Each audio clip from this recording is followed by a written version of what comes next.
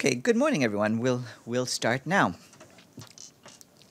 3 United Nations representatives took part in a visit organized by the government of Myanmar to northern Rakhine today. This was a positive step, and our colleagues in Myanmar believe it could help in our efforts to explore how the UN could cooperate with the Myanmar authorities to alleviate the dire situation in northern Rakhine. The 3 UN representatives who took part in the field visit were the resident coordinator, Renata Locke-Dessalines, the World Food Programme representative and deputy humanitarian coordinator, Domenico Scalpelli, and senior UN Refugee Agency official, Cécile Fradot. As the Secretary General told the Security Council last week, the UN calls on the Myanmar authorities to end the military operations, to allow unfettered access for humanitarian support, and to ensure the safe, voluntary, dignified, and sustainable return of the refugees to their areas of origin. Building on this visit, the UN looks forward to strengthening trust and cooperation with all communities and the Myanmar government. This will be critical in addressing the root causes and setting a sustainable path towards peace and prosperity of all people in Rakhine State, irrespective of ethnicity, religion, or citizenship status. The UN stands ready to provide its full support to the authorities in responding to the humanitarian and human rights crisis in northern Rakhine, as well as the implementation of the recommendations of the Advisory Commission on Rakhine State.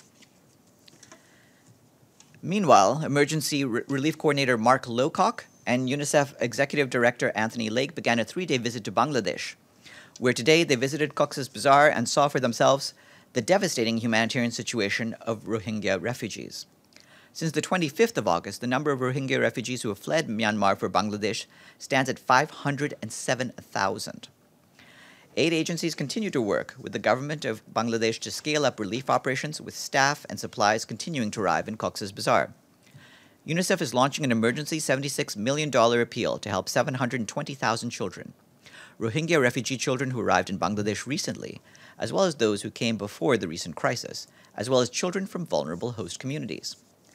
Up to 60% of the Rohingya who fled Myanmar since the 25th of August are estimated to be children. And UNICEF is concerned about the desperate, traumatized children and their families who are fleeing the violence in Myanmar every day. The head of the World Food Programme, David Beasley, today wrapped up his visit to Bangladesh, where he heard what he called heartbreaking stories from Rohingya refugees who have fled Myanmar. These horrors must stop, he said, noting that many of these refugees have been receiving WFP aid in Myanmar and would now receive it in Bangladesh until they are able to return safely home. WFP has distributed rice to some 460,000 refugees and has also been providing high-energy biscuits to more than 200,000 people as an emergency measure when they arrive in the settlements and at border crossing points. Our humanitarian colleagues continue to be deeply alarmed by reports of fighting and airstrikes in several parts of Syria, resulting in the death and injury of scores of civilians and damage to critical civilian infrastructure, such as schools, hospitals, and centers for displaced people. Fighting and attacks in Raqqa City, Eastern Ghouta, and rural Damascus, and Idlib governorate continue to be reported. 3 explosions in Damascus City today reportedly caused the death of 10 people and injured 15 more.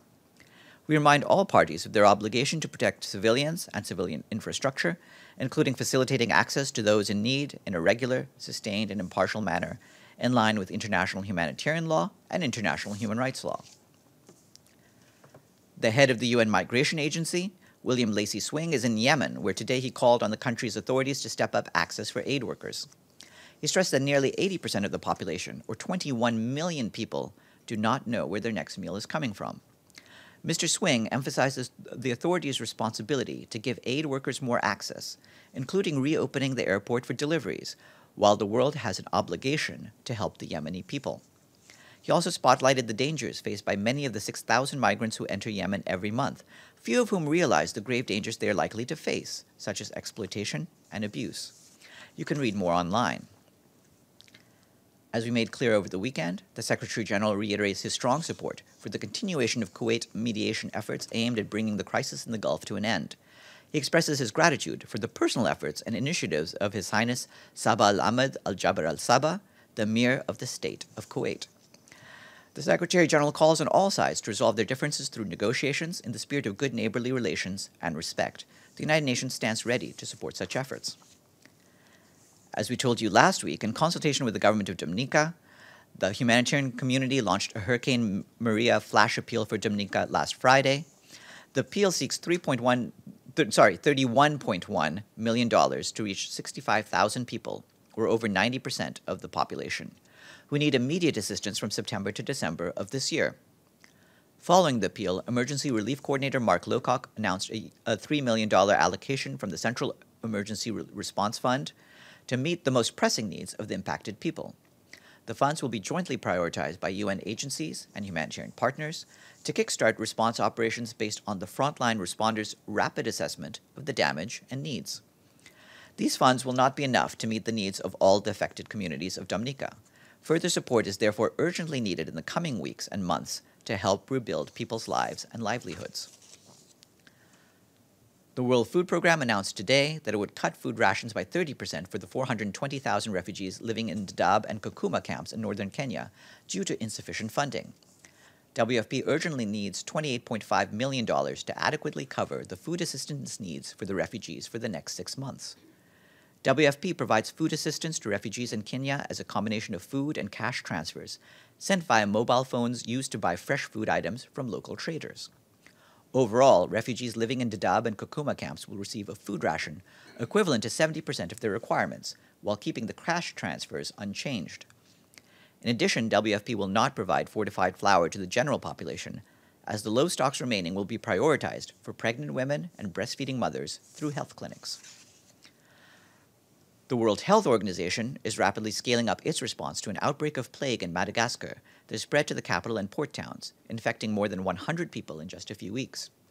The government of Madagascar has confirmed that the death of a Seychellois national was due to pneumonic plague. The basketball coach died in Antananarivo last Wednesday while visiting the island nation for a sports event. Health authorities are tracing people with whom he came into contact in recent days and who may have become exposed to the illness. Once identified, they will be given antibiotics to prevent infection as a precautionary measure. The incident brings the death count to 21 since the outbreak was identified in late August. At least 114 people have been affected. And this afternoon at 3 p.m., the President of the Security Council for the month of October, Ambassador François Delatte of France, will be here to brief you on the Security Council's program of work for the month. That was just agreed to earlier this morning. And we will also have with us Brendan Verma, the spokesperson for the President of the General Assembly. Yes, Edie. Thank you, Farhan. You told us about the visit of the resident coordinator and the WFP and UNHCR representatives to Rakhine State, but you didn't tell us what they found. Did they see burned villages? Were they able to speak to people who were left behind? What exactly did they find there? We're waiting to get some updates from them. They've gone through, they've seen a variety of sites in northern Rakhine. And clearly, for us, it's crucial that they be able to visit northern Rakhine in the first step. So we're welcoming that. But we do await a full report from our colleagues about what they've witnessed while they were there. Yes. Thanks. Also on Myanmar, I guess I'm just sort of struggling to understand the UN line here more broadly. You repeated just now, or during the readout, the SG statements last week calling for the Myanmar government to ensure the safe return, and then mentioned that the officials that just visited Rakhine were also looking into ways to, quote, figure out how to work with the Myanmar government. And yet, UN officials are accusing this of being a campaign of ethnic cleansing. At what point do you stop trying to hope that the government can help and say they've lost the legitimacy to be able to handle this on their own and the focus should be to get people out? We've been working, as you know, with the government of Myanmar for some time, trying to make sure that the 3 points that the Secretary General has emphasized are upheld. So what we want is for an end to all of the military operations. We want unfettered access to humanitarian support, of which today's start of access is at least a first step. And then we want conditions for the sustainable return and the voluntary return of those who have been displaced. So we do need to work with the authorities on that. Our concerns remain as they are. We've been very clear in articulating that. The Secretary General has also been very clear in bringing this matter to the attention of the Security Council, who have themselves pronounce themselves on this issue in their discussions. But we do need to work with authorities to make sure that the 3 points that the Secretary General has been emphasizing are implemented. Yes, Joe. Yeah, also on Myanmar, presumably Myanmar's military operations are being funded, at least in part, by revenues from oil and gas exploration, some of which is offshore. Two companies, at least, Shell and Total, are members of the UN Global Compact. In fact, Total's CEO last year received an award as a SDG pioneer. What I'm wondering is, given the fact that these two companies are effectively contributing to the pool of revenues available to the government of Myanmar to conduct its military operations, why is the UN continuing effectively to give these companies a sort of positive branding, if you will, and actually not denounce them, as was done last week from this podium with respect to Philip Morris? Well, regarding the Global Compact, as you're aware, every year the companies who are part of that have to report on the activities that they carry out. If there are concerns, as you've been elucidating, about different transactions by those companies that can affect their membership in the compact, as well as the sort of nature of their participation with the Global Compact. And so the Global Compact will need to be in dialogue with all of the various companies, including the ones you've mentioned, in terms of what they're doing, in terms of socially responsible business practices. But why isn't there a statement from this podium on behalf of the Secretary General calling out companies that are continuing to contribute revenues supporting the very military operations he's called for a halt to? Again, you selected out, and for good reason, or WHO did, but reiterated at this podium, Philip Morris for its tobacco-related activities, and yet there's silence with respect to these oil companies that are helping to support Myanmar's military operations through the revenue. Well, with respect, WHO last week was calling out a particular tobacco initiative and the ways in which they were concerned about how Philip Morris, which itself sells tobacco products, would be using this in its own efforts, essentially to enhance their brand. Regarding transactions more generally, like I said, there's a process that the Global Compact goes through. It's not something that we talk about from this podium, because from this podium, what we're concerned about at this stage, as we made clear, is what the authorities in Myanmar are themselves doing and how we can try to change that. Yes?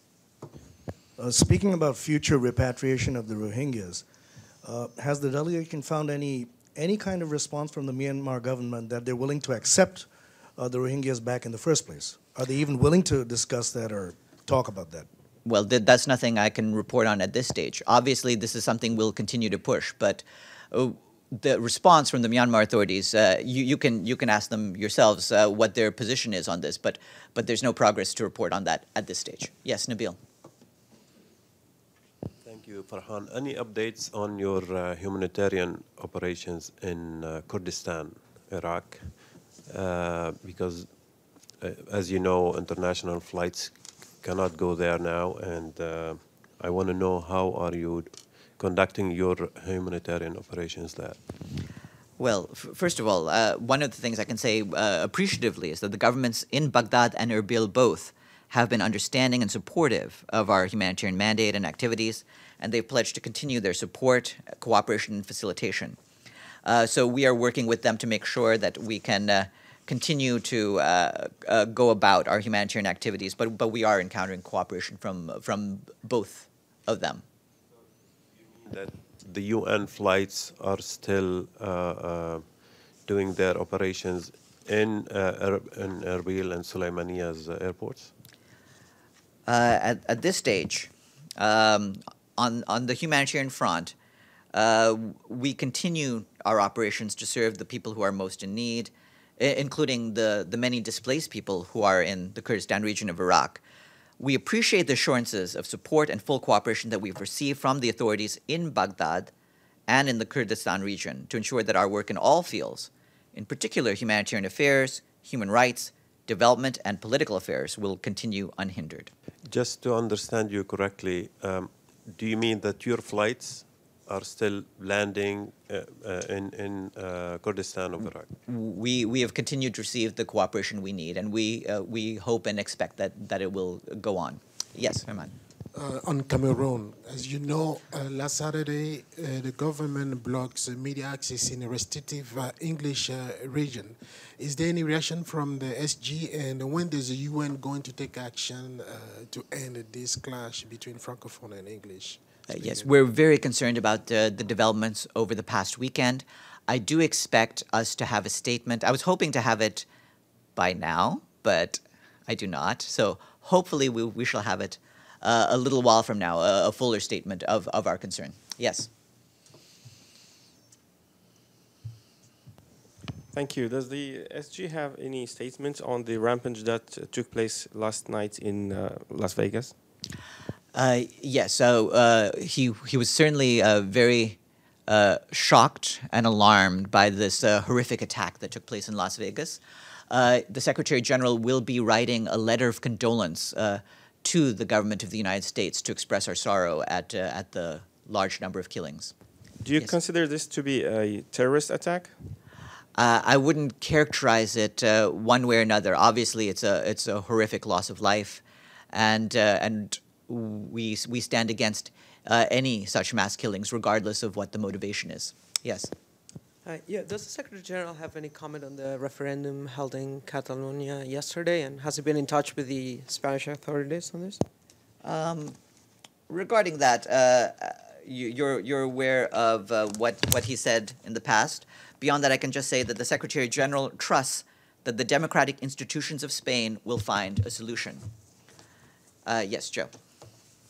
Well, I know last week Stefan said when asked that this was an internal matter for Spain itself to work out, but there has been violence and suppression by Spanish government forces that have resulted in at least some injuries. So wouldn't the Secretary General have more of a comment than he hopes they'll just work it out? Well, beyond that, I mean, you'll have seen what the High Commissioner for Human Rights has said. He's spoken out on this, and I'd refer you to what he said. But among other things, he did call on the Spanish authorities to ensure thorough, independent, and impartial investigation into all acts of violence. Yes, Luke. Thanks. On the upcoming trip to the Caribbean, I know the situation in Dominica is very dire, as it is in Barbuda, and yet there are 3.5 million people in Puerto Rico, a much bigger disaster in terms of scale and scope, without water and food in many cases. Two questions. Was the U.S. ever approached by the UN to see if they needed international aid? And did the SG reach out to see if he could visit Puerto Rico on his trip, or was that... Well, regarding that, that's really a question for the U.S. authorities. Obviously, we are willing and ready to provide aid to any government that requests it. We haven't received a request from the United States government regarding the situation in Puerto Rico. But, of course, our hearts go out to the people affected there, just as elsewhere in the Caribbean, who have been affected by Hurricane Maria. And did the SG request to visit, or is... Well, on this, I mean, again, this is a U.S. Territory, a free associated state of the United States. So it's really a question ultimately for the U.S. If they want us to be involved, of course we'd be willing to do that. So Dominica and Antigua and Barbuda asked the SG to come. Yes, and hopefully we'll have some more details to tell you about that in the coming days. Herman? Yeah, still on Cameroon, during the GA, the SG had a meeting with President Paul Biya. Did they talk about the situation in the southern of Cameroon? So what did they say exactly? I can just refer you to our readout, but beyond that, yes, of course, they referred to this particular situation. Yes. Still, again, about Las Vegas, what is the procedure at the UN to decide on the language to use about criminal acts or any other acts. How does it work to formulate this language? It's just an evaluation that's made by the relevant departments. What kind of evaluation? I mean, is it a number of victims or no, something else? I mean, this is an evaluation that's made by our various departments. As you know, we have people who deal with political affairs. There are people who deal with questions of disarmament. There are other offices that deal with counterterrorism and so forth, and they can weigh in. And with that, I would like to bring Brendan Verma to the stage. Aye.